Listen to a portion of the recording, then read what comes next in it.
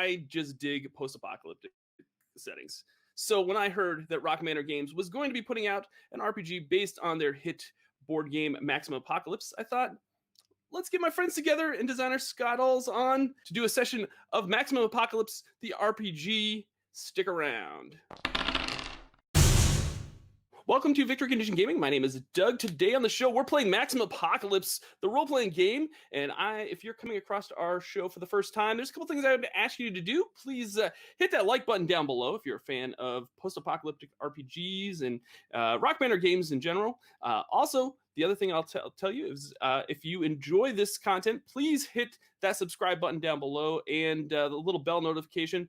We really appreciate everybody that does that and our community here on YouTube. And it helps, of course, with the YouTube algorithms as well. And the last thing I will do is if you're entertained at all with this RPG actual play, check out the link in the description of this video. This game is currently on Kickstarter. And if you're watching it after the fact, I'm sure you'll be able to get it on Drive-Thru-RPG and maybe your friendly local game store. Let's bring on Scott. Scott, thanks so much for coming on and being a part of this session and donating your time to the show. We really appreciate it. Yeah, no, absolutely. Thanks for having me on. This is a project you've been working on for a little while? Yeah, since 2007, April. So it's been 3 years and a little bit of change. Awesome. Well, I'm really excited to have you on. I'm glad that we could set this all up.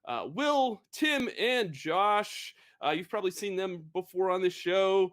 Guys, thank you so much for coming on and playing Maximum Apocalypse with me. You know I love post-apocalyptic RPGs. Let's just go around and introduce everyone. Let's start with Will. Hey, I'm Will Munn, and I also love post-apocalyptic RPGs. And I'm playing Sam, the gunslinger, a middle-aged, trigger-happy gambler, survivor of peak oil apocalypse, and team commander. My name is Joshua Melville. I am playing Skylar, the fiery firefighter. My name's Tim Cray. I'll be playing Robin, an out-of-time placed grease monkey. Not sure what she is or he is or where she is. So I'll be playing Dakota.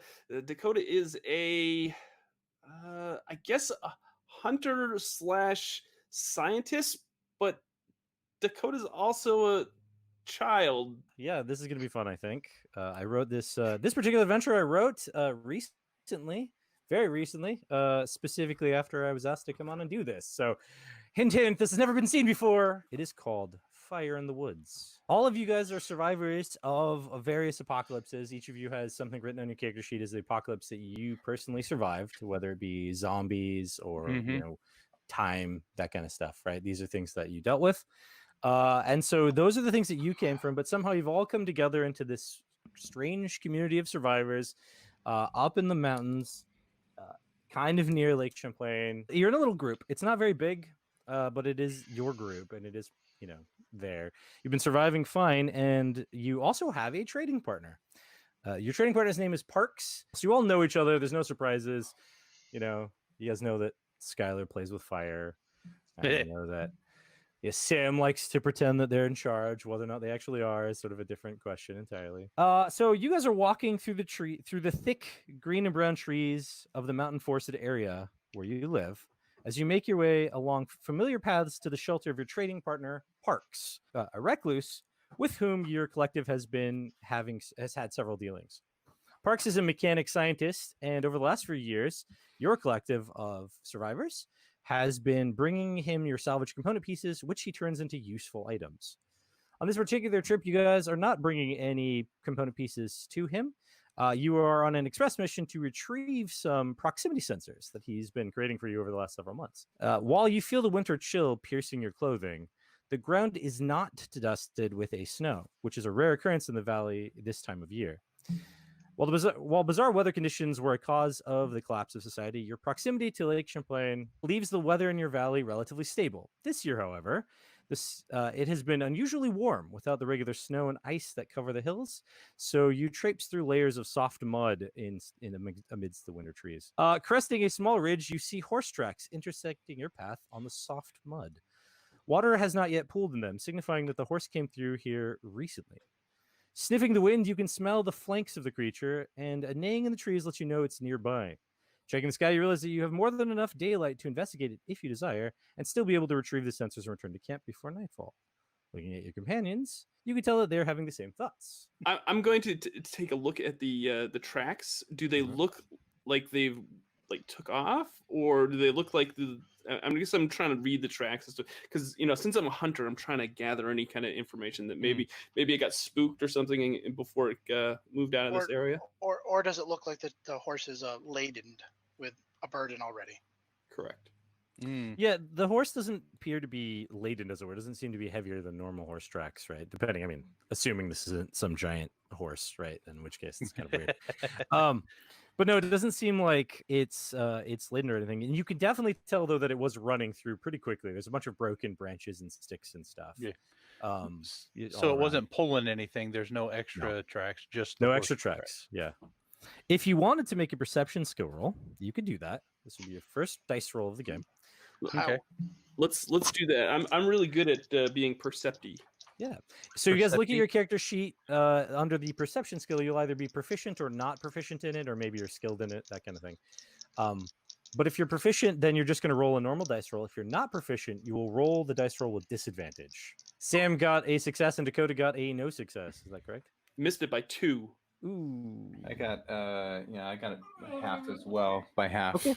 That's a great success. That's awesome. So Sam and Robin, you both can specifically hear that it does sound like there are other animals nearby as well.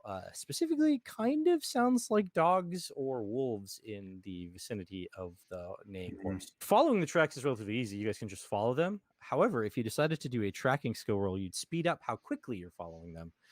So it's really up to you as to whether or not you want to do that. Otherwise, you can move on. I can also make a tracking skill roll too. If you're assisting, then here's how we do a teamwork skill roll. If you're assisting, then you're the person, you determine one person as the primary, and then everyone else would be the secondaries. And the secondaries everyone will just roll. And if your degree of success will add a +5 to the person's threshold. And even with my disadvantage, the dice are happy with me today. Oh, nice. So I'll add 15%. Whoa. Wow. Nice. Because I rolled 10 twice. Well, I rolled 27, which is a lot under 65, but I don't think it's down to a quarter. So That'd be half. Yeah, that'd be half. Yeah. So that's a great success. That's great. You got a great success thanks to the help of Robin, and not so much the help of Skylar. Yeah. Just stick to the fires, Skylar. Come on. So you guys follow the tracks of the horse into a clearing. A concerned whinnying reaches your ears as you see the majestic creature stomp its hooves twice and to intimidate 3 mangy dogs. Their skin is covered with signs of necrosis. The skin slips from their bodies in meaty strips, and necrotic lesions on their face and torso indicate these creatures are clearly undead. Ugh. You hear a horse growl as one of them starts to turn its head in your direction. It's because you follow the tracks so well, you actually sneak up on these dogs before they get to act. So you've essentially ambushed them. And so you guys will all act first, and then they would get to act if they had enough initiative, but we'll get into that in a moment. They're not going to get to act because you guys snuck up on them, so we'll see what happens. But essentially, Combat Round breaks down into 4 action phases, as you see here, and that's your guys' initiative. So your initiative is a static number. That's why I was wondering what you guys were going to be before I start, so I can make this up. This is the initiative. Oh, okay.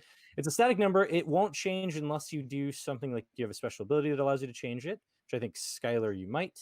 Or if you have like an item like an energy drink or something, or an adrenaline shot, you can change your initiative with those things. But otherwise, that's going to be your number always. So you always kind of know who's going to go first, who's going to go second, etc., unless you guys mix it up somehow. Or in this case, if you get ambushed. If you get ambushed, like you've done to the zombie dogs, the first action phase of actions are immediately erased for that set of characters that are ambushed, and then we'd start the next action phase, etc. Each action phase is -5 from your initiative. So first off, Dakota, you get to go first. What do you want to do? Can I? I'm assuming that there's trees in this area because we have to go through. Can I climb one of the trees so I can overlook the dogs? And I should also clarify, you get to do 2 actions, 2 complex actions on your turn. So each action phase of your turn, you can do 2 complex actions. So you can do a climb thing like moving. That's just a movement action to like climb up a tree, and then you can still do one more thing. You cannot attack twice unless you have an ability that says you have multi-attack, or if you have a tool like a weapon that says you have multi-attack, like a auto rifle does multi-attack, right? Like that kind of thing.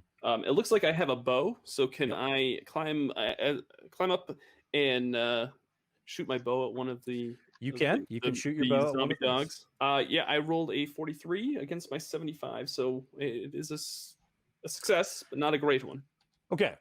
Because these things are surprised, they don't get to do like any kind of defensive action because you guys have surprised them. So normally I would roll an opposed like dodge roll for the enemy, but not right now. So you hit. So in your case, you'll just roll your damage, which I believe for your bow is your damage code, which is A, probably average. Average, yep. 2d4 plus 2d4 is what you're gonna roll. That's 6. The arrow hits pretty solidly right into the thing. The dog pierces through and is hanging out. The dog seems to be completely injured by that, but not down, as it were. Sam, you are the next act. What Sam would like to do is go in guns blazing. So yeah, you can totally attack twice. Okay. And since you have advantage on the shots, you won't. Normally with multi-tech, you get a disadvantage on the second shot, but you're not going to have to worry about that. So you'll go first shot with advantage. Second shot will be normal. So we're good on the first one. That is a 56. Okay. And the second one, not disadvantage, or not. There we go. Ooh, okay, that's actually a miss. So that's 84. Okay. So you got a hit and a miss because you're using the 9mm auto pistol. So you're going to do 1d6 plus 3 damage. 1d6 plus 3. Okay, that would be 7. 7. Okay. Were you shooting the same dog or a different dog? Same dog. So your shot follows the arrow. So the arrow penetrates the dog, and your shot comes in right behind it, knocking the head back, just explodes outward and sprays gore and meaty strips all over the place as the dog falls backwards and onto the ground. Robin, you are the next one to do something in this combat, this action phase. What would you like to do on your turn? I'm gonna step up and stab one of the side of the dogs with my rebar spear. I would recommend also, because you don't have to move, I would Aim? recommend that you take aim, and give yourself advantage rather than Because I'm not really good at this. right. I mean, you still have a 45, but 1. okay. Your attack goes through the chest of the creature, piercing its lung. Go ahead and roll damage for me. It's a heavy damage weapon. Okay, so it's 1d6 plus 3. So 5 damage. Okay, 5 damage. That does not kill it. It does a pretty good job, but now I've got to make a resilience roll to see if it doesn't like start choking on its own blood. So it succeeded this time. Scott, I don't remember it that way. Oh, you want me to re-roll that, huh? Go ahead and use up one of your luck use per game rolls, and I will re-roll this. Yeah, no, that definitely is not how that went down. Nope. Yeah, you remember it differently, and you were correct the way you remember it. It starts going, and blood sort of comes out of its mouth. Its lung is pierced. I mean, as a zombie, questions are whether or not it actually breathes. It doesn't matter. You pierced its lung, and that's good enough. Okay, Skylar, this is your time to shine. These are zombies. I think I'm actually going to run up and use my fireman's axe to decapitate the last remaining dog. Sure. Yeah. Or the one that hasn't been injured yet. The one that hasn't been injured at all. Yeah. That seems smart. Okay, so I roll a 28. So right now, you guys are not doing, because normally combat, like I said, was opposed, but you surprised these guys. They're not doing any dodge actions or anything. But if this were a dodge, they would have to get an amazing success to dodge your attack. Right? Awesome. So you did great. So that's where you're at. And it's a massive, so I rolled 2d6 plus 3. Correct. You are correct. All right. I'm getting it. I'm getting there. He smashes things. Yeah, that's literally his job, is to smash the things. And then burn them. So that's a total of 11 damage. Okay, so you wanted to decapitate this dog? Yes, I did. You successfully decapitate this dog in a clean cut through its neck. Head comes off, and it just drops. Oh, actually, technically, you should have rolled a different set of dice. You're fighting a zombie, right? Correct. Yeah, your special ability is that when you fight zombies, your damage code goes up by 1. Ooh. So you should have actually been rolling 1d8 plus 7. Oh. I think the result probably would have been about the same. It's still going to be the same. You still decapitated the zombie. But note that in the future, when you're fighting zombies, In you the actually future, do yes. 1 damage code higher. So that's why it's a scale. So that's how the system of damage works. It scales a little bit. -1 from everyone's initiative. That means it's going to start back to the next action phase. So Dakota, it's still going to be the same order: Dakota, Sam, Robin, and then Skylar. But this would be the last action phase that Skylar gets to do anything. And then the next action phase, Skylar won't be part of the combat mix because Skylar's out of initiative. The zombie dogs okay. are also out of the initiative actions because they don't have any left after -5. So it's really just going to be you they're guys mowing zombies and through they're them. slow. Right. Exactly. So we're just going to probably just do this one last action phase. I don't think that they're going to last much longer. There's So, only one left, and he has a piece of rebar through his chest. so Dakota, what do you want to do? Can I jump down off the branch, somersaulting, and landing on my feet, and then I'm going to shoot another arrow into the one that has the rebar in it. Yep, that's fine with me. There's no cool roll for coolness. It's just a movement. If that's how you wanted to move down. I just like to explain how Oh, yeah, I'm no, envisioning Dakota, because technically that's how he sees it in his head. It's probably not that cool. That's just natural talent. Yeah, just I mean, if it was something that involved like an actual like overcoming like a piece of hindering terrain, I'd make you roll for it. But this is just a movement at this point. So go for it. Do your cool roll and then do your attack. Just don't hit me, Dakota. I rolled a 94. Ooh. Now, you can burn a luck to re-roll that, Dakota. No, I'm gonna save my luck because this one's injured. I think we can handle it. I don't need to. I might save it for later on in the session. Sounds good. Sam, what do you want to do? This time it's going to get to make a defensive action, by the way. Okay. So we'll see what happens because you can still make defensive actions even when you don't have initiative. That's Okay. not a limit. Because of distance, I still get advantage. Is that right? Correct. You are still haven't moved. It still hasn't moved. So yeah. Ooh, that's pretty good. Okay. This is 25 of 75. Well, it's not quite enough for the really good one, but yeah. Okay, well, I got a 79, which is above the dodge, so you totally hit. So you'll roll 1d6 plus 3 again for that first shot. Are you going to try a second shot? I am. Do you want me to roll for the second one? You don't need to. That is enough to kill it. Okay. So your shot goes through. It had already taken damage, so it wasn't like super, good off. Yeah. It did have a piece of rebar through it. Yeah, right. And it coughed up part of its lung. Yeah. So your shot just blasts through, taking it down, just blowing off the rest of the chest that has the rebar through it, and just slides down on the rebar and onto the ground. You did the hard part, Robin. I just stabbed it. And remembered how it died better. All right, so that is it. So all of the zombie dogs are dead. You've killed them. And that is how combat works in this game. Yeah. I would like to gather all the bits and pieces of the zombie dogs and pile them up and start gathering wood to light it on fire, because living with the whole zombie virus situation previously, I know that it can spread if somebody just stumbles upon the corpses. So I'm going to go ahead and use my special ability to light the bodies on fire. Yeah, for sure. Before you do that, we're going to give Dakota a chance to do something. Dakota, you have a chance to retrieve your arrows if you want to. Yes, I would like to. Do that while I'm gathering the wood. Because your arrows are wood. Yeah. Exactly. So what you would do in that case is you're going to make a salvage special stat roll to sort of scavenge from the environment. You're going to try to find the arrows. If you have 2 arrows that you've shot, right? Correct. Okay, so you will need to get great success to get both. If you get a success, you get 1. And I really need to burn these dice. Yeah, see, I was having problems earlier. I went to a digital roller. Didn't I just make those arrows for you yet tomorrow? You did, Robin.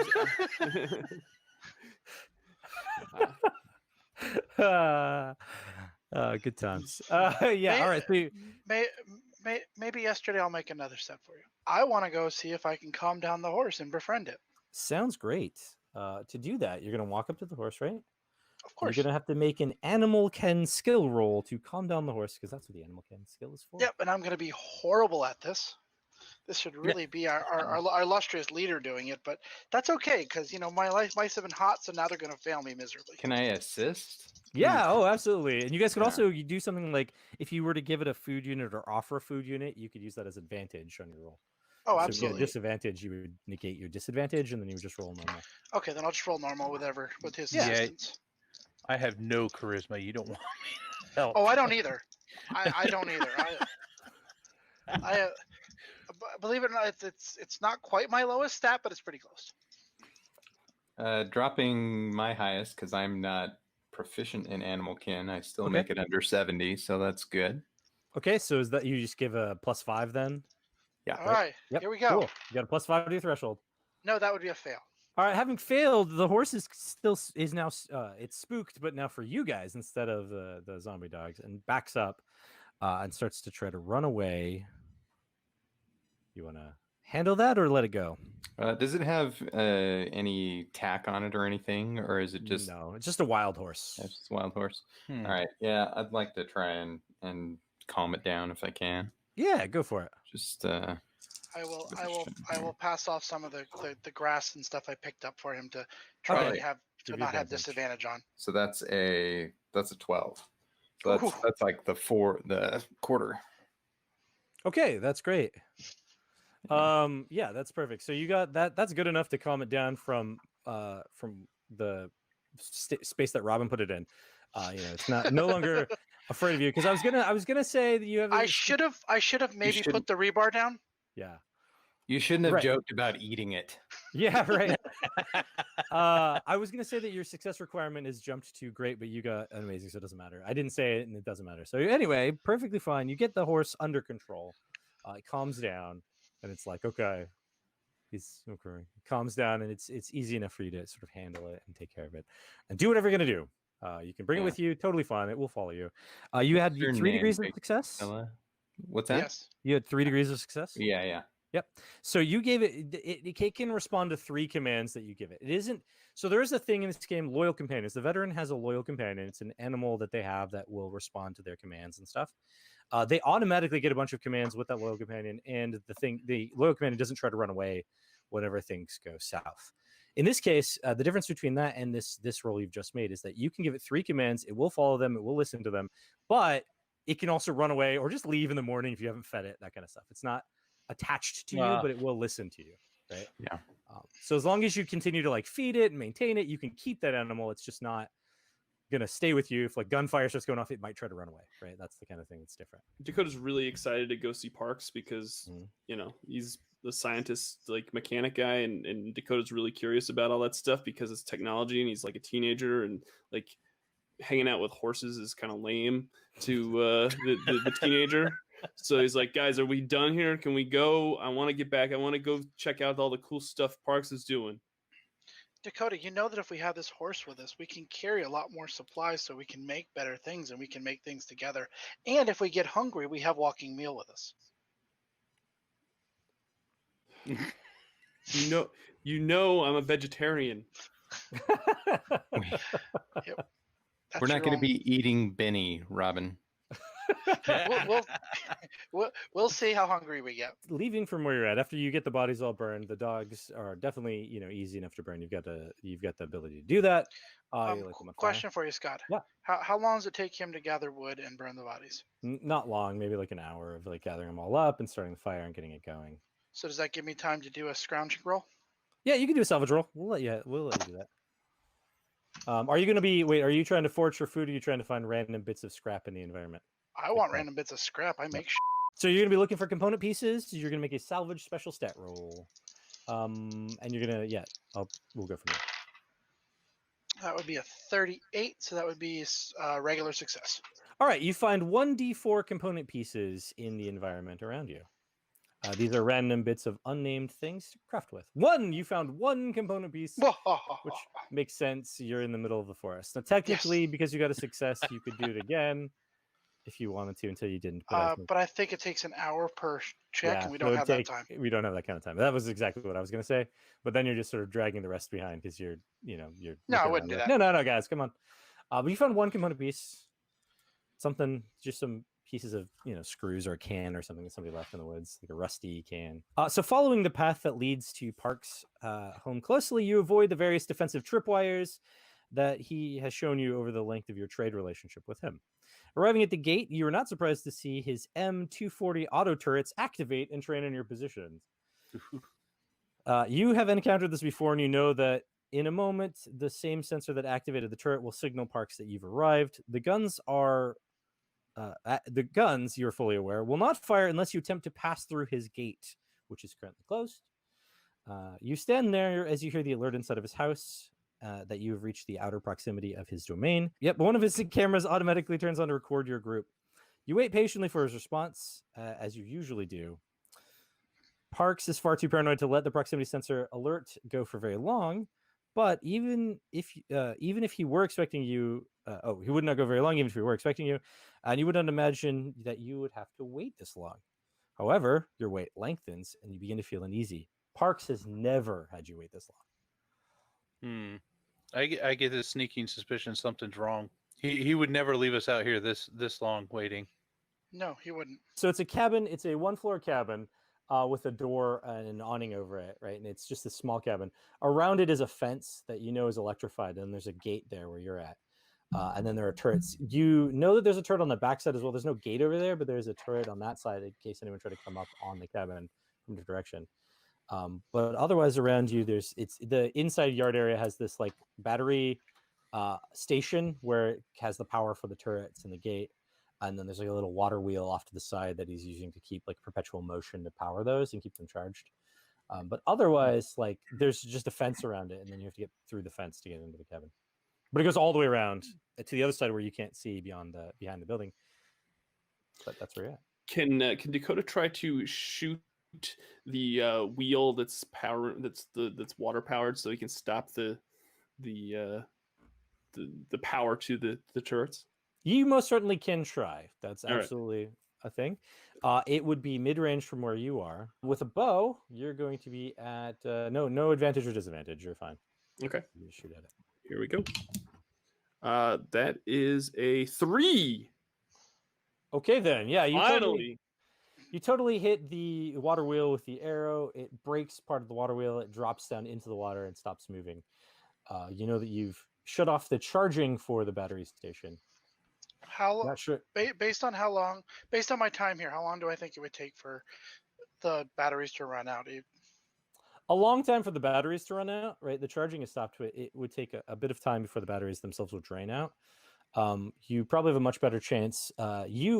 You're the mechanic. You know that you can disable the gate. It's just a simple mag lock kind of thing. You just need to do a mechanics roll to break it. The actual problem would be crossing the distance before the battery turrets started. You've never quite seen them in action, but you know that they wouldn't be immediate. They're sort of rotating turrets, so it's going to take a second to start moving. So somebody could try to run it and make it if they're fairly athletic before it starts up, and then they could power down the battery, the turrets. But you've never seen them in action. Would it help if we had someone try and like pull the turrets in a different direction? That could also be an option. You could try to push them so that they turn somewhere else and then just unload onto the trees. Well, let me unlock the gate first. Yeah, so it's a mechanics skill roll. Yep, I made regular success.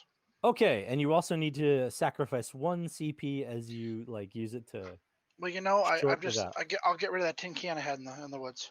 Perfect. So you short it out. The gate sparks, and then you know that it's no longer working. You can open it right up if you want to. Okay. All right. Who's the fastest? I'm pretty athletic myself. I mean, I got to stay in shape, being firefighter and all. Yeah, but how much do you know about disconnecting the battery? That I don't. But you had mentioned something about trying to muscle the turrets themselves. Well, distracting. It might be better if you try and like go into one of the side fences and try and distract the turrets that direction, and then it's probably going to be you or me, Dakota, that's going to make the run. Yeah, because when it comes to tech stuff, I am just no. So I guess I'm going to be the cannon fodder. Yeah, same. All right, so we'll run opposite directions. You distract that turret, I'll distract the other turret, and Robin, you're going to go in and do the tech thing. Do you want to do it, Dakota, or do you want me to? I'll do it. That's fine. Dakota's small. I am. That's small. what I'm thinking. And I've got I'm pretty proficient in It's stealth, so I'm wondering if I could be stealthy and Oh yeah, you could try to ooh, sneak good. past the sensors. because sneak back. Stealth includes electronic sensors and stuff. So yes, that would Nice. exactly be right. Nice. Yeah, that's definitely what I'm going to do then. All right, so you got a distraction. So also to note, Dakota also has the special ability fleet-footed. You actually move twice as fast as everyone else when it comes to. Oh, moving. perfect. Oh, nice. Yeah. You can make Okay. a movement action as a free action during like combat and stuff. So it sort of translates to you're just faster at moving than everyone. Cool. Yeah. yeah, well, you're definitely the fast one to go then. All right, so I'm gonna roll. I'm gonna try to get past these. Is he going to have advantage because of the distraction? Yeah, I'm going to grant you advantage. There's not going to be a roll for Sam and Skylar, so it'll just be Dakota with advantage because of the distraction. So I rolled a 9. You don't make it. You fail. All right, well, let's see if the sensors pick you up based on their negative. Okay, yeah, no, both of them were over their number. So yeah, no, they totally pick up Skylar and Sam, and the turrets move toward them, and the things start to spin. The the it starts to power up. Dakota, you get to the battery box as you move through real quick. Like you're at the battery station. All you have to do is make one mechanics skill roll to take it apart. All right, let's. I will give you advantage to it as well because you've seen Parks do it before, so you know what's going on. Cool. Let's do that. That is a 20. Nice. Oh no, Okay. I'm sorry. That's a 2.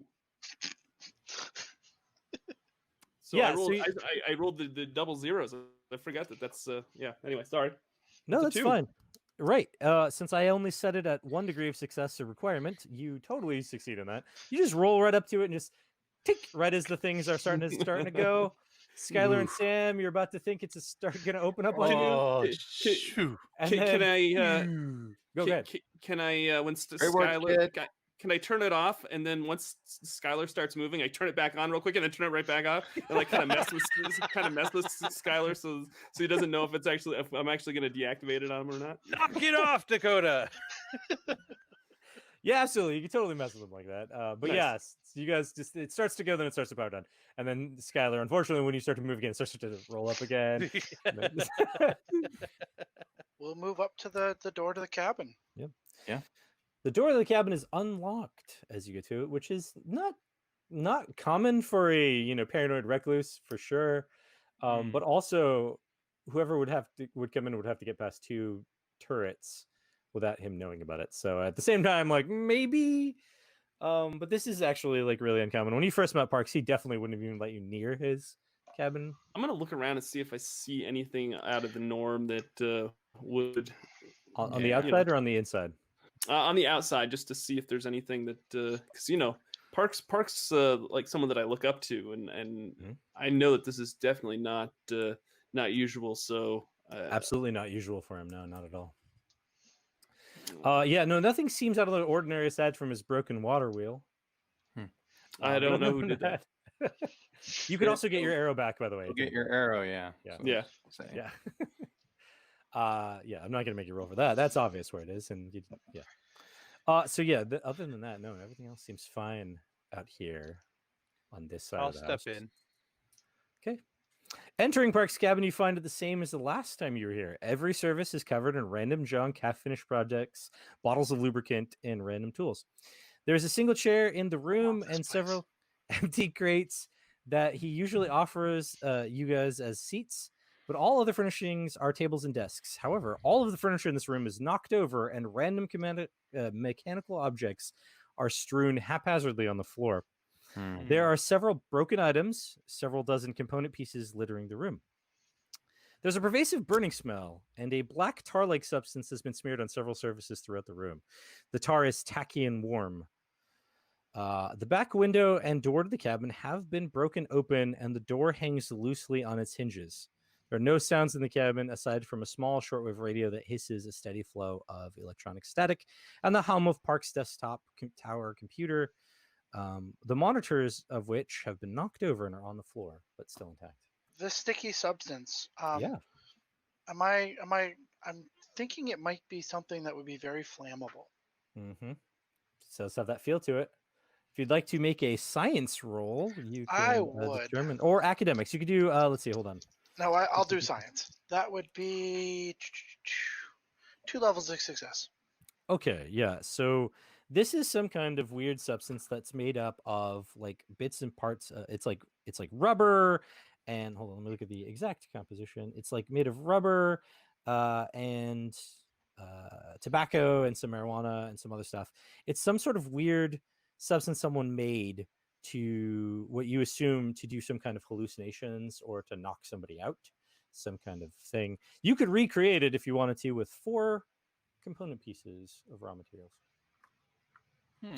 Well, are there components here for me to make it? Yeah, so raw chemicals is what you're going to need. There are some around you. You could totally make it if you wanted to. Or you could try to gather up all of the stuff on the surfaces and sort of have some surfaces.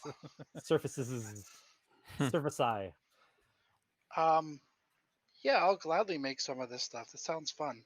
Okay, so you can spend a bit of time doing that. Yep. And you would make a science skill roll to see if you could craft it to make it. I succeed 1 success. Okay, cool. Yeah, so you're gonna spend time working on that, gathering some of it up, maybe grabbing some other like chemicals that he's got laying around the house, and try to see if you can recreate it. And you totally succeed in doing it after a bit of time. So I want to check out the back door if I can. Yeah, absolutely. Looking out the back door, you find that it's very clear that someone came through here recently. It's been destroyed. The turret on the back has also been destroyed. It looks like it was never fired at all. Like it never powered up, but it was axed through pretty nicely. There's the back fence there has been cut and like rolled back. So somebody cut through it, but there are footprints that look like 2 people carrying or dragging a third person. In the meantime, while they're doing that, can I try to put the computer back together to see if I can see what I basically want to search his Google history. That's basically what I want to do. Absolutely. His surveillance monitors. Yep. Yeah, exactly. So putting it back together is easy. You don't have to do anything for that. You just can put it back together. Put the monitors back on the desk thing, and connect them with the cords that are obviously the only thing that connects to the back of them. However, when you get it going, you have to type in his password. So you'll have to make a tech use skill roll to bypass his technical security. Nice. Which I'm proficient in, so that's good. Oh, nice.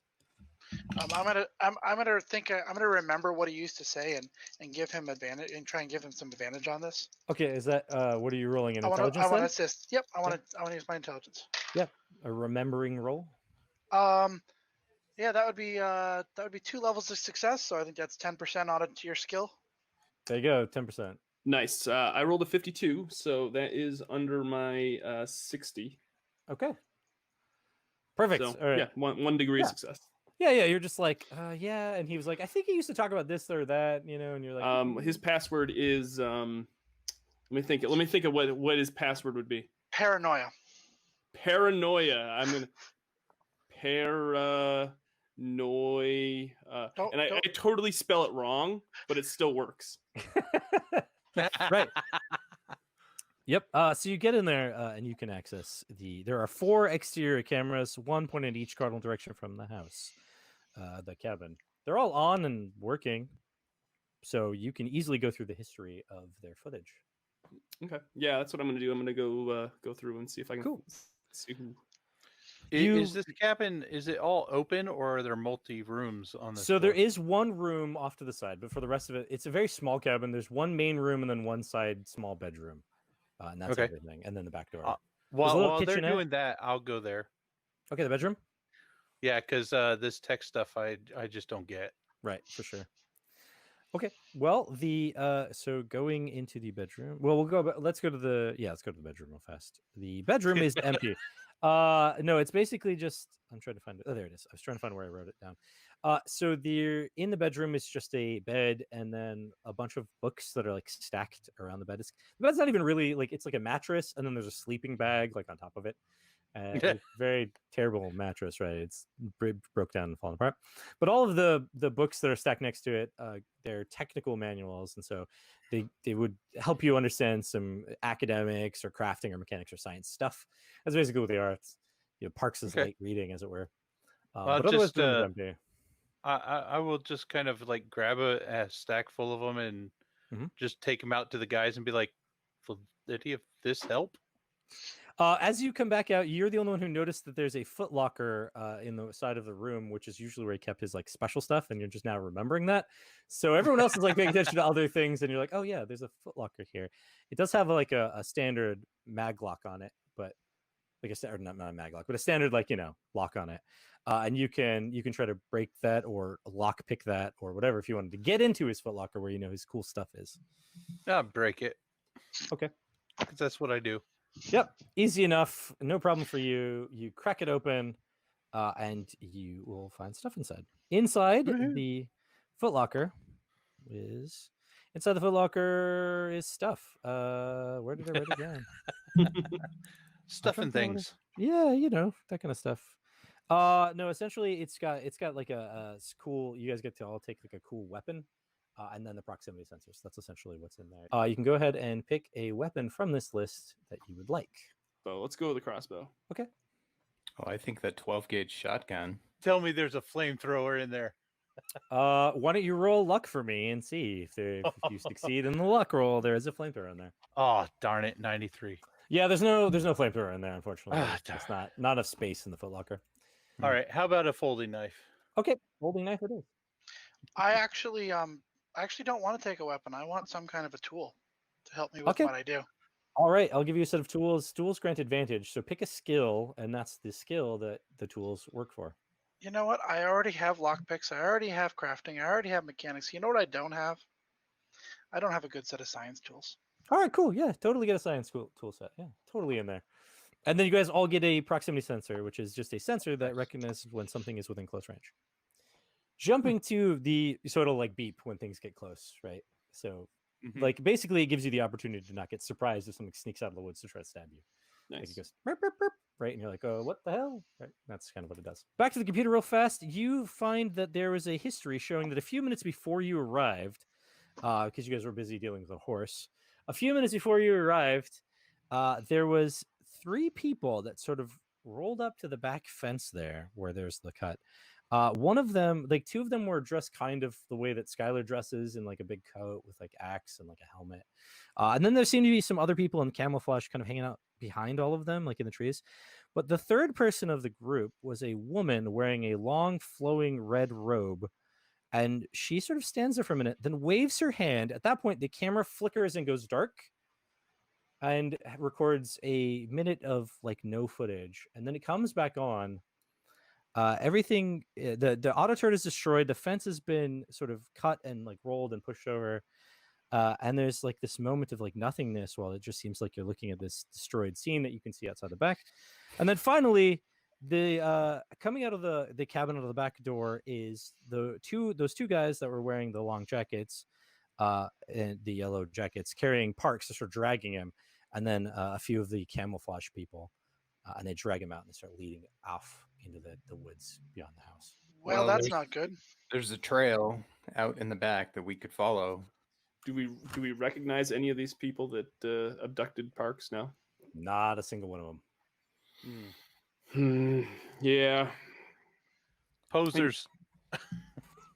Posers. As you guys are having this discussion of what to do, there's this weird sort of fluctuation in power in the house. It all kind of flickers off for a moment. There's like a flickering and then everything goes down. At that same time, the radio, which is doing its things, like kicks up its volume level. It goes up to like an extremely loud level. You can hear this faint whispering for a moment in the static, and then it all kind of just clicks back together and comes back right about the same time. You're like, I'm gonna go put the battery back on out there. Wait, did I hear that yesterday? Hmm. Is it a handheld radio or is it like a stationary? It's a stationary one. I want to go mess around with it. Okay, go ahead and make a mechanics roll to find out if there's anything wrong with it. And I will use my mechanics tool, so I will have advantage. Yeah, that's a smart idea. Nope, doesn't matter either way. I will get an 84 on both and fail. Seems fine. It's going to do its own battery source, which is probably why it didn't shut down when everything else kind of went all flickery. But that means everything else is tied into some kind of larger power source, which doesn't surprise you that much.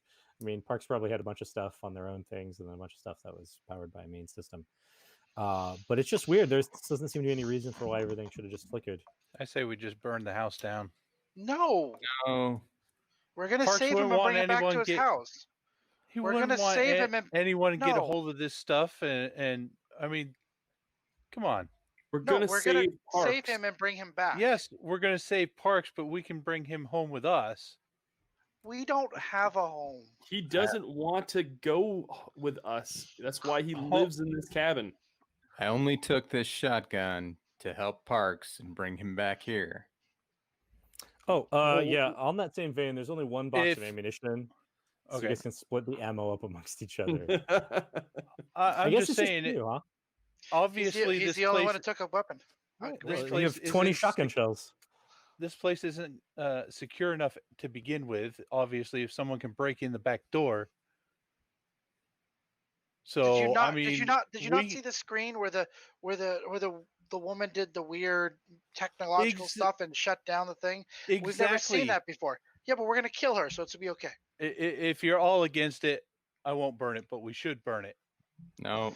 No, you don't need to burn everything. I'm a firefighter. It's what I do. No, you're supposed to put them out, not start them. We keep having this conversation. We had it last month. We'll have it next month. We'll have it next year. It's never going to change the outcome, but we'll have it anyway. While they're arguing, I'm going to follow the tracks out to. That's great.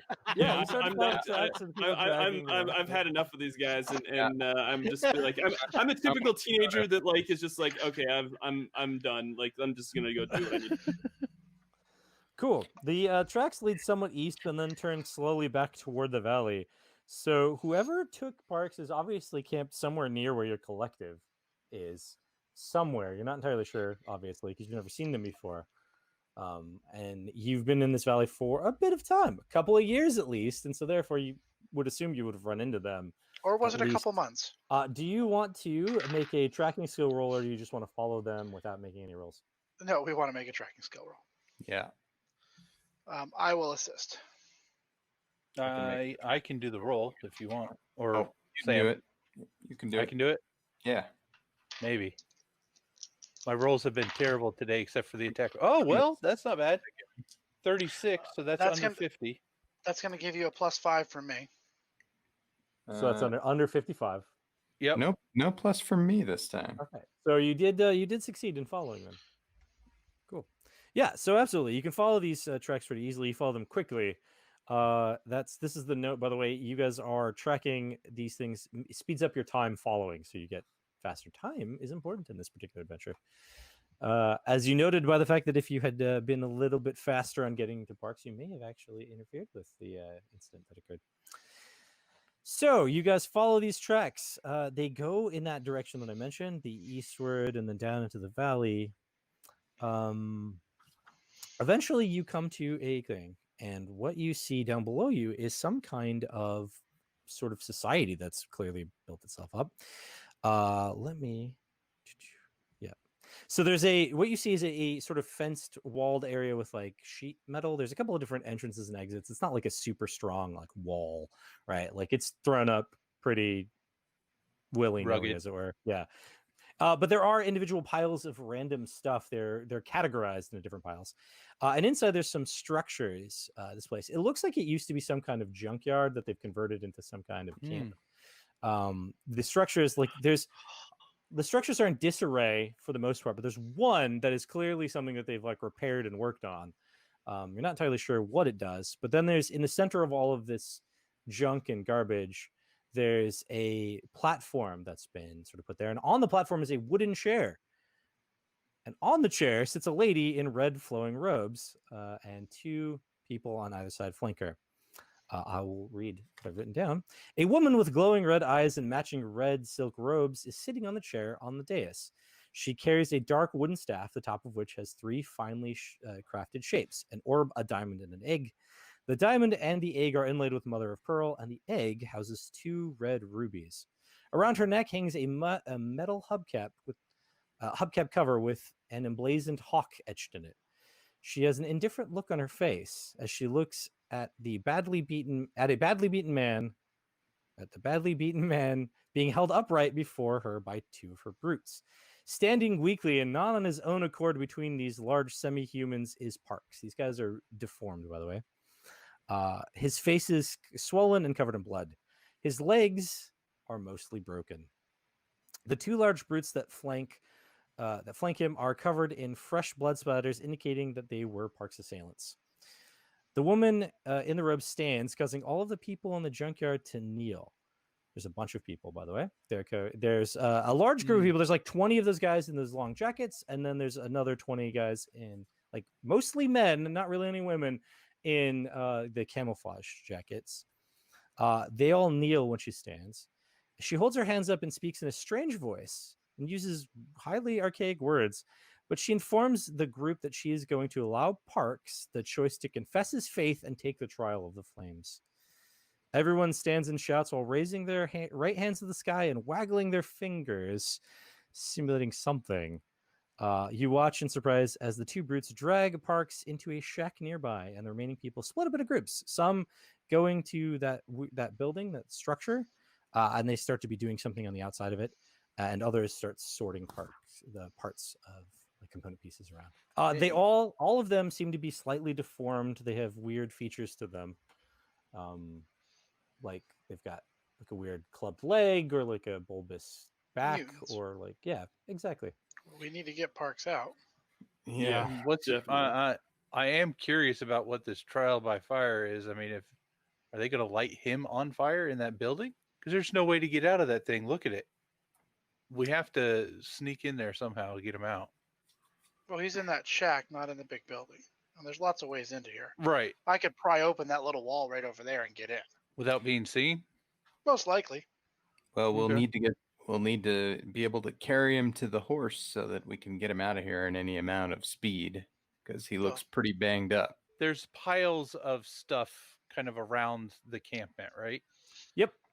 Could we use that as cover? Yep, absolutely. Okay, so we could do that. Yep. If we come across a gas can of sorts or anything like that, I can make a wonderful little distraction. In this area, there's also a bunch of oil drum sort of trash can looking things, and they're all burning. There's smoke coming off of them, and it's strange smelling in the area. It smells kind of like the residual smell in Parks' apartment. Clearly, they're burning the stuff in the drums around the. So they're used to it. So we need to be careful, guys, because if we're not covering. So while they're doing that, I want to try and makeshift some protective masks for me and Skylar. And who do we want to do that? Do we want me and Skylar to go in and Dakota and Sam cover from outside? Yeah. So you have successfully crafted a modified Molotov cocktail. It will do heavy damage when it goes off to anyone that's within short range of it. But otherwise, it will also make a big boom and some sparks and whatever all to try to be a distraction, because that's more of what you wanted it to do. All right, and I say don't set it off unless it looks like someone's going to see us. If you set that off, everyone's going to be on alert. Why don't I take it, because your distance weapon is stealthy, Dakota. So you could probably be somewhere and taking them out while I'm drawing all their attention. Okay. Find a good spot to cover, and then because nobody's gonna miss it when I shoot this shotgun. All right, you guys are going to use the piles to your advantage. Is that correct? That is correct. All right, you're going to make a stealth roll for me, but you're going to do it with advantage. Now, Dakota and Sam, are you guys wanting to hide outside the camp or just kind of mill around out there? I think we should hide somewhere like on the other side of wherever Robin and Skylar are. Dakota, you probably should try and if you can find a tree that covers the way we're going in, because then you can, if someone's going to see us, you can. Then I can, and then I can also signal to Sam. Yeah, I'll climb up. I'll climb up and perch myself on one of the trees, and so that way I can keep an eye on Robin and Skylar, and also signal Sam if things could start to go bad. And guys, keep an eye out for people that they have outside watching too, because they may have people out here too. So go ahead and make a stealth roll for me after you climb that tree as well. Okay. I got 55. I got a 2. Well under. A 2. Yeah. All right, that's an amazing success then. So to clarify how stealth works, they have to match your degree of success to see you. So with an amazing success that Dakota got, they will have to be like, if they're looking around and trying to find Dakota, they'll have to get an amazing success in their perception roll, or else they don't see Dakota. Same thing for you guys. What did you guys get? 1 level success. Okay. So I did not get any success. Okay, you're just clomping around doing your thing. Yeah. I mean, you're probably not making tremendous amounts of noise, but certainly like you're not doing a great job of like between the stacks kind of stuff. So I wonder if I could craft something to kind of tie the horse up so he can't run off when we get into the middle of all this. Sure. Do you have a rope? I don't know that I do. Oh, maybe I do. Nope, I don't. So I've got a tarp, I've got a pack, a tent, right? No rope. Okay, so there's the thing you can do. You can tear the tarp apart and use strips of tent or tarp to make a rope. This is something you can do. This is the other way you gain component pieces out of salvaging. You could break it down. So you just make a crafting skill roll, break it down to its component pieces. Got the breaking it down one. No special, just 1 level of success. Okay. But I cannot put Humpty Dumpty back together again. You can go ahead and do a luck use reroll if you'd like. You want to lock this horse down, right? I would love that. Yep. Yeah. I'm gonna mention that Dakota has 30 meters of rope, and he's definitely not sharing it with Sam. Okay, good to know. Got it on the second roll. Yeah. Cool. So yeah, you totally make a rope to tie it down with strips of camo tarp. Great. You don't have a camo tarp anymore, though, so that's that is unfortunate. When you get near the shed where they took Parks, you find that there are 3 people standing outside of it, 2 guards, and the person that was sitting in the chair, she came up off the chair at some point when you guys were, busying around, and she moved toward the shed itself. The shed has a closed door; it doesn't have like an open door or anything, but she's talking through it. You can't. She's kind of hard to understand. She speaks weird language, like a weird version of English. Robin, you're fine. No one seems to notice you, but as Skylar starts to get close, they start looking around. The two brutes they're standing outside. Of course. I'm gonna kind of give Dakota, because I know he's watching the signal to let the bomb off. Dakota, you get the signal from Robin. You can see at a distance. I'm gonna look at Sam and motion. I'm gonna do the motion-y like do it. Boom. Boom. Yeah, I like it. You're in a tree miming. Basically, I'm trying to. The problem is he had this stealth so good. Sam's like, where did he go? That's exactly a problem that does happen in this game. And we never clarified what the motion was going to be Nope. to like set it off. So I'm just trying to come up with some sort of hand gesture to like. Sam just sees the tree shaking violently. That's like Plains of Mice and Men. I get it. I got it. Good. Set it up. Are you gonna set off and like throw it? Or are you gonna set it off and like set it down? Are you gonna hold it until it goes off? What is your plan? Yeah. Let's see what happens. Yeah. You know that Skylar and Robin worked on this together, so it's probably not something you want to hold on to. Yeah, definitely not. I think I could try and throw it. How would I do that? So that's just a throw is just an agility roll. Everyone can throw things based on their agility. Okay. It's not a skill or like a special action. Everyone can do it. Oh man, right on the nose. 60. Yeah, you totally nail where you're trying to land or where you're trying to have it land. It clinks. There's this moment where you think it might like break because it tumbles a little bit. But it was well made. It doesn't shatter. It shatters enough because molotov cocktails you want them to shatter, but not enough to like make it useless. Like it cracks and some leaks out and it spreads a little bit. And then real quick, Skylar, how much does the your special ability increase the damage of burning things? DC +3, burn plus 1d6. All right, so it's going to burn. So a Molotov cocktail burns for 1d6 rounds. It's going to burn for 2d6 rounds. Sam, why don't you roll? Will, why don't you roll luck for me? Sam's luck. Yeah.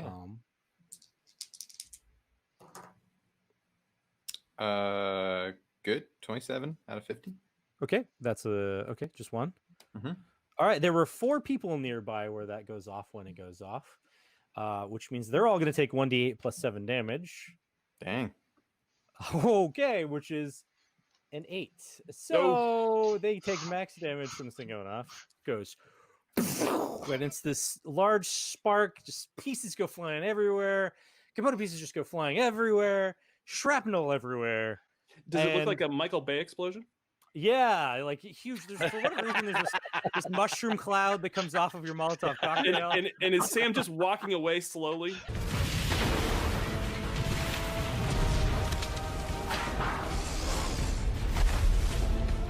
Yeah, puts his sunglasses on as he goes. Yeah, exactly. Nice. Right? Nice. And these things go everywhere. 4 of these guys wearing the camo jackets just get obliterated by flying bits of debris. They have 13 health points and they took 15 damage. So all 4 of them die. Nice. In the explosion. And that causes a whole lot of ruckus. A whole lot of people start going, what was that? The girl in the red dress, she says something to the 2 brutes on either side of her, and they run off in the direction of the explosion, as do many other people. You are now left alone at the shed with her and then Shed. And Dakota and Sam, you guys see the people, they all start rushing toward this. They're all grabbing weapons, and they're like axes and lead pipes and stuff, like trying to run toward it, assuming something's going on. The whole collective of these guys are coming out of their individual places and heading directly for you after this explosion went off. You better go hide, Sam. 30 people or so. Yeah. If only you had a camo tarp to cover yourself. Oh, Do you want to go up and have a conversation with her, Robin? And I can, would it be possible to break through the back end of the shed? Oh, absolutely. The shed is just little. It's a little shack that's very badly designed and very bad. Like, it's in its last legs anyway. This is the woman that I saw do some kind of technical magic and shut down the technology. Correctamundo, same person. Skylar, you should put an axe in her head. So yes, you could ask her a question. You could ask the shed a few questions. You would definitely get through. Okay. You should ask her a question. Skylar, Mm-hmm. he's going to go up to her. As he does, he admires the beauty that is the explosion, the flames, and everything. And it's almost hard for him to turn away from it, but he does because he knows that he has a mission to do. As I'm walking towards her, I'm going to holler out to stand down. She's going to respond by saying, "Why don't you stand down?" And we're going to make a resolve roll. You're going to make a resolve roll. Okay. She's going to make a yarp. Okay, my friend, you're going to make a resolve roll. She got 2 degrees of success. So you're going to have to get... Scott, I don't remember it that way. Well, you can remember it that way all you want. She had advantage, so even with the disadvantage, she still has 2 degrees of success. But I'll re-roll it. Re-roll it. Because I'd rather want that's even better. She now has 3 degrees of success. No! She has advantage on you because one thing that you forgot to note about your character, you actually have psychic abilities. That's a 53. You ask her to stand down. She tells you to stand down, and standing down seems like a really good idea. Actually, maybe you don't want to fight her. So I just basically I turn and stare at the fire. However, you're caught up in the fire. However, I do want to put a combat knife in the side of her head from range. Okay, you're gonna throw it? Oh yeah. Okay. I'm not charging this girl. You crazy? That would be an 18. Okay. So that would be Nice. 2 levels of success. Not that it matters because. Right, she's not gonna dodge at this point. Yep. Yep. So go ahead and roll your damage, which for a combat knife is 2d4. Average. Yep, 2d4. That would be 7. 7. Okay.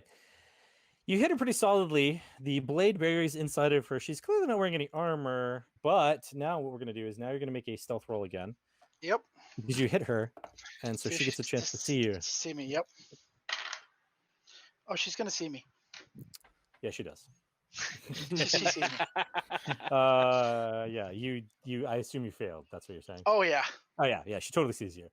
So you're no longer hidden from her anyway. Because we started to come around, Dakota, you actually get to go first. The lady in red is probably the bigger threat at this point than... At this point, yeah, because you have 2 of your friends right next to her, and one was going to ask her a question, but seems to have stopped. Yeah, I'm kind of curious as to, since I can't really tell what's going on down there. It's kind of odd that Skylar just kind of stopped there. Can I, since I have two actions, can I aim and then You can. By and then taking take aim, a you'll shot? give yourself advantage, and Nice. so you can do that. Oop, that's wrong. There we go. Let's do that. It's a 2 either way. I was like, oh, I got 2. They're both doubles, 0 0 0 0 and a 2. So cool. 0 2.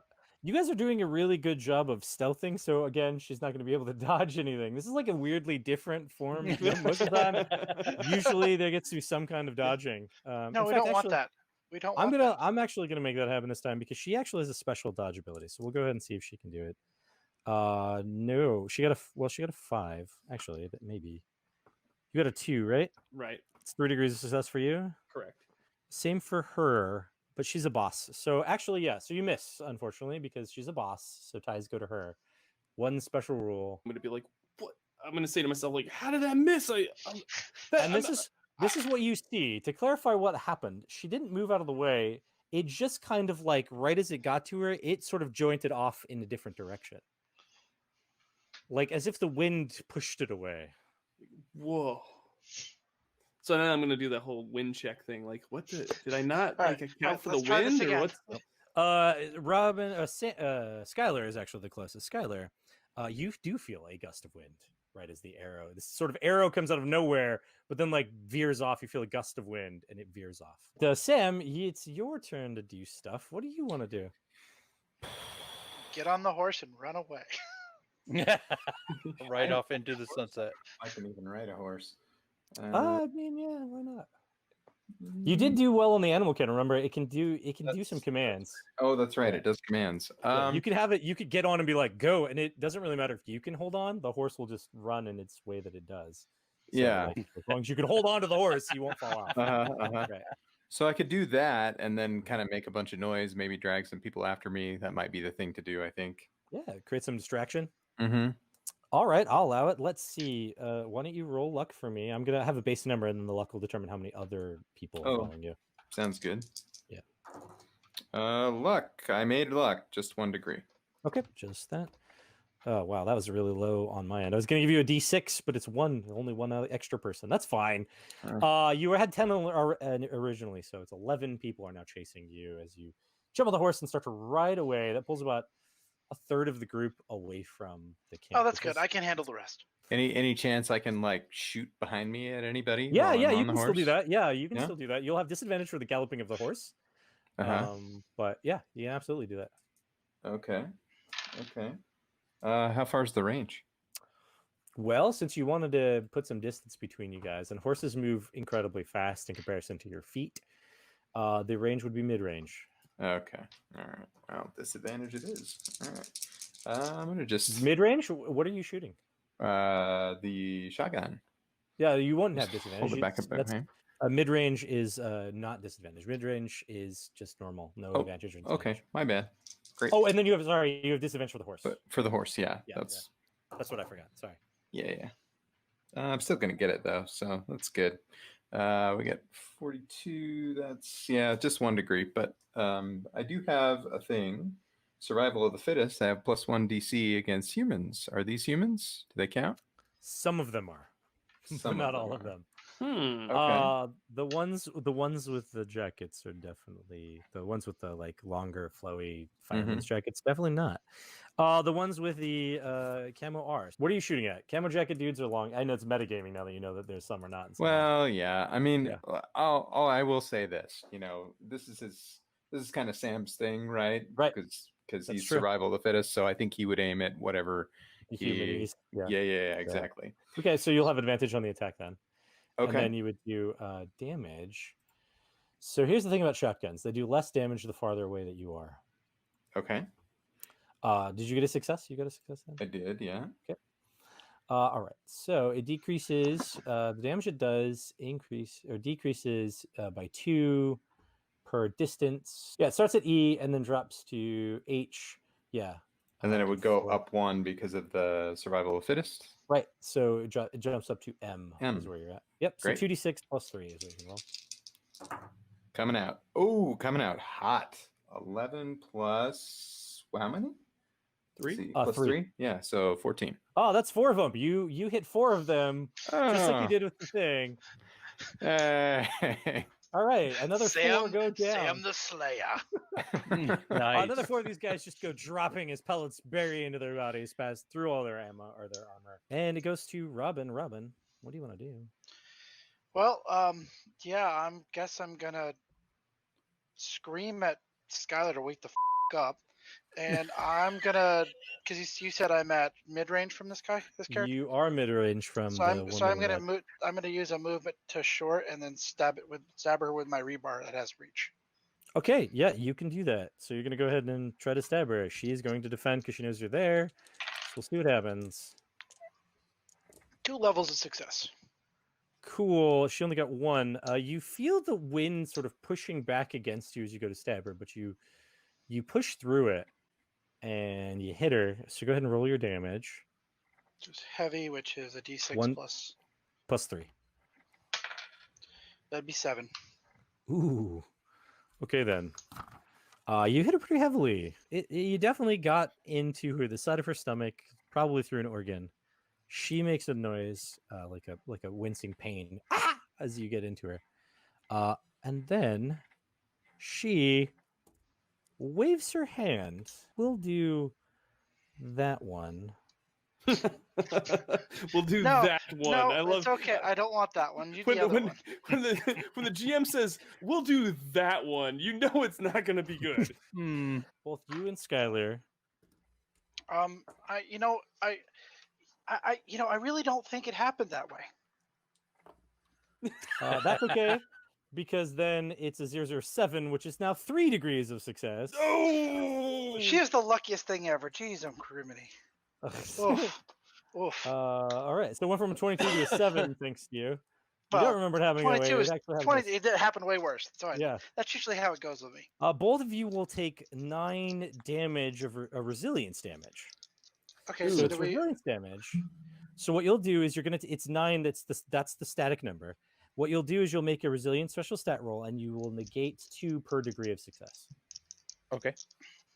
And armor has no effect, correct? Armor does not have any effect at all. So I will reduce it by 2. So I rolled a 16. Yeah, so that's 3 degrees of success. You minus that what did I say, 9? Yeah, that 9 by 6, so you only take 3 damage. I feel like a burning and almost like a fire inside of your armor that burns you for 7 damage for you, 3 damage for Skylar. Does that knock Skylar out of it? It does, in fact, knock Skylar out of it. And it's Skylar's turn. So when it hits me, I just kind of shake it off a bit. You realize it came from her. Whatever she just did definitely came from her.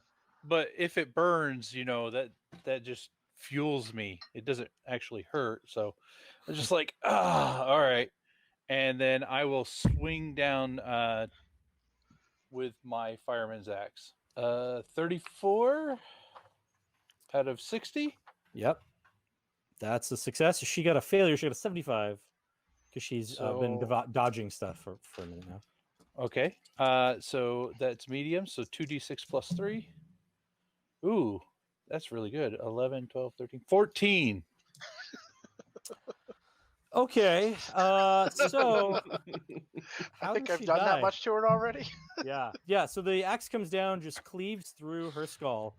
You had done 7 damage to her before, which is like way more. So together you guys did 21 damage to her. Well, no, yeah, because I did 7, and then I did the combat knife too. That's what you get for not standing and then I did down. The rebar. So yeah, she was very dead. Yeah, that's right. She is very dead. That is correct. So yes, so you just take her down in the blast. As you do that, a whole lot of crazy stuff starts happening around the camp.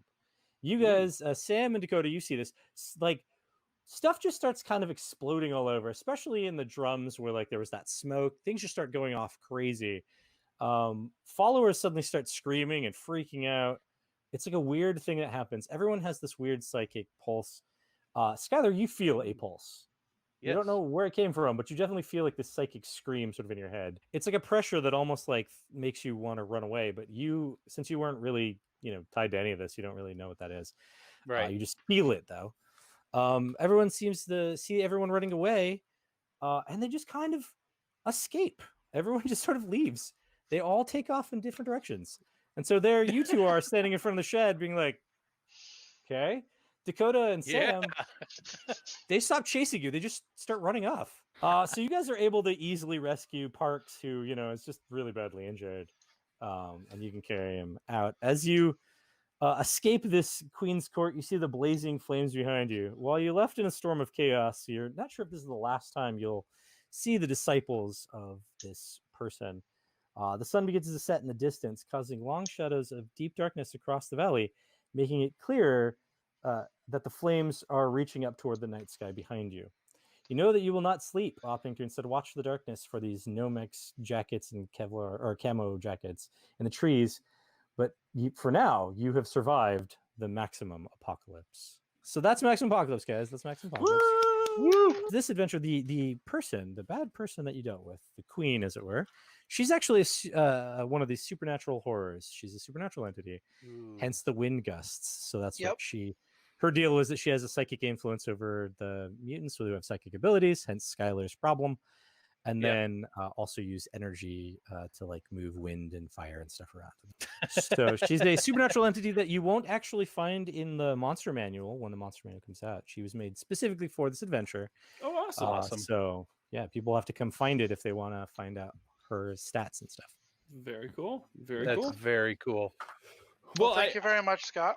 Yeah, I really appreciate it, Scott. Thank you so much for giving your time to come on and record this session. We had a blast. I hope everybody else enjoyed it as well. Right. I'm going to remind everyone again that's viewing that if you are interested in Maximum Apocalypse, the role-playing game, go check out the Kickstarter that's in the description of this video. And like I said, if you've already, if the Kickstarter is come and gone, I'm sure you'll be able to find it on DriveThruRPG and other retailers. So definitely check it out. It was super fun, and I love how it deals with all sorts of different apocalyptic settings, because like I said, when I started this session, I dig post-apocalyptic settings in general. So to have an RPG that kind of covers them all is just really awesome to see. All right, folks, I'm going to tell everyone to be safe, be well, and remember, winning shouldn't be the only victory condition when you get to the table. We'll see you next time. Bye now.